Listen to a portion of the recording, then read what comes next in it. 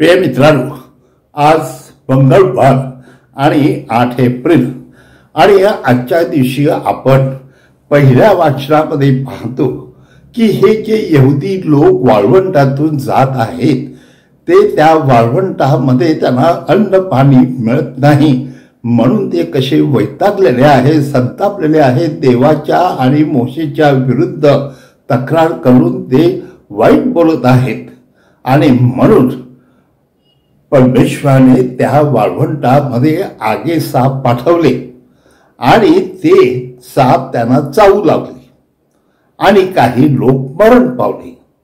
आणि म्हणून इतर लोकांनी मोशेला विनंती केली, आम्हाला वाचव आणि देवाकडे प्रार्थना कर, आणि आम्ही इथे आता मरत आहोत, कारण आम्हाला खायला प्यायला नाहीच, परंतु हे आगे साप चावून आमची मुलं बाळ मरत आहेत. प्रिय मित्रांनो, त्यावेळेला देवाने मोशेला सांगितलं की तू असं कर, तू त्यांच्यामध्ये एक असा स्तंभ खांब उभा कर आणि त्यावर एका सापाला तू त्यावरती टांगून ठेव, आणि जे लोक त्या सापाकडे पाहतील ते वाचतील. मग तशा प्रकारे लोक तिथे पाहू लागले, वाचू लागले.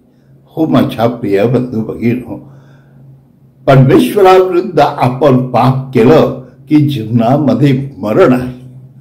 आता मोशे त्यांच्यासाठी प्रयत्न करत होता, त्यांच्यासाठी लढाई जिंकत होता, परंतु लोक मोशेचंही ऐकत नव्हते. आणि अशा प्रकारे आपण पाहतो की परमेश्वर त्याचा कसा फायदा करून घेतो आणि त्यांच्याद्वारेच जणू काही, कारण परमेश्वरानेच मोशेला पाठवलेलं होतं आणि तोच त्यांचा धनी होता.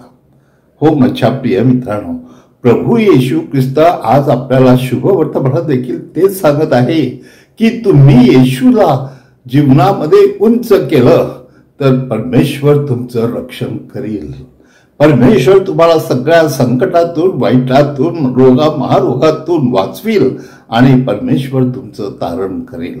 हो माझ्या प्रिय बंधू भगिनींनो, कोणत्याही प्रसंगी जीवनामध्ये जेव्हा वाईट प्रसंग येतात किंवा घटना घडतात तेव्हा आपण कुरकुर न करता त्या परमेश्वराच्या शब्दाशी एकनिष्ठ राहून त्याच्यावरच विश्वास ठेवून तोच आपला धनी आहे, तोच आपल्याला आपलं तारण करणार आहे, ह्यावर विश्वास ठेवून आपण जर त्याप्रमाणे वागलो तर नक्कीच आपल्या जीवनात देखील परमेश्वर चमत्कार करेल आणि आपण देवाशी एकनिष्ठ राहू.